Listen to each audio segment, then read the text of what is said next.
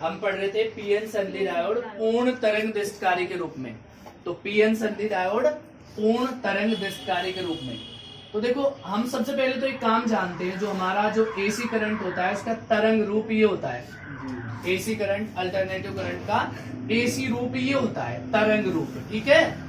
अच्छा तरंग रूप सबसे पहले तो ये पहले एक चक्र, फिर दूसरा चक्र, यानी दिशा बदलती रहेगी। तो एसी की हर आधे चक्कर में दिशा बदलती रहती है।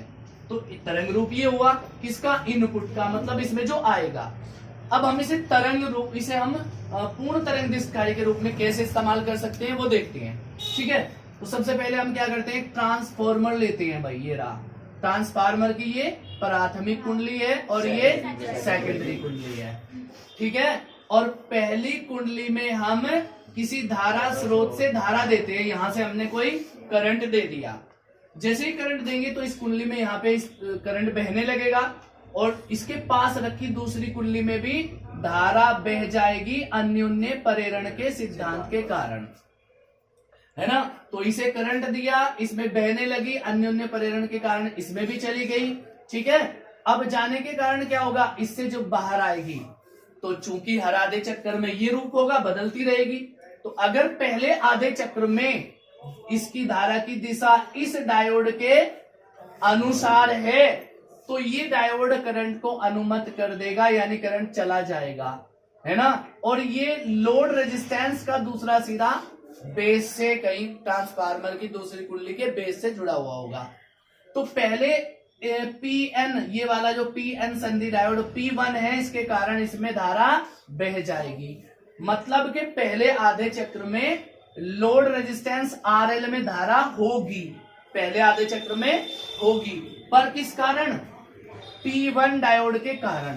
अब दूसरे आधे चक्र में देखते हैं भाई। देखो ये तो ये वाला चक्र था, अब इस वाले चक्र में क्या होता है, धारा की दिशा उल्टी हो जाती है। तो अब इसके अनुकूल नहीं रहेगी, उल्टी हो जाएगी। तो ये तो धारा को रोक लेगा। अब इसके कारण धारा यहाँ पे आएगी और इसमें फिर बहने लगेगी, है ना। अब वो उल्टा है तब तक वो रुका रहेगा। समझ गए बात। तो पहले का धारा पहले आधे चक्र में इसके कारण, दूसरे आधे चक्र में इसके कारण। इसलिए हमने देखा कि RL में धारा रुक रुक कर नहीं बल्कि लगातार बहती है ना। तो पहले आधे चक्र में ये हुआ और इसका ये वाला लिया हमने पीएन संधि डायोड, यानी कि P1 के कारण ये करंट आया तो इसका उसने सर्किट ये बना दिया आउटपुट। ठीक है। अब दूसरे आधे चक्कर में ये गया, लेकिन इसमें तो धारा अब भी इधर कोई है, तो फिर इसका बना दिया उसने ऐसे, तो ये बन गया इस टाइप का भाई, है ना। अब ये ऐसे ही आगे बढ़ता चला जाएगा। ठीक है।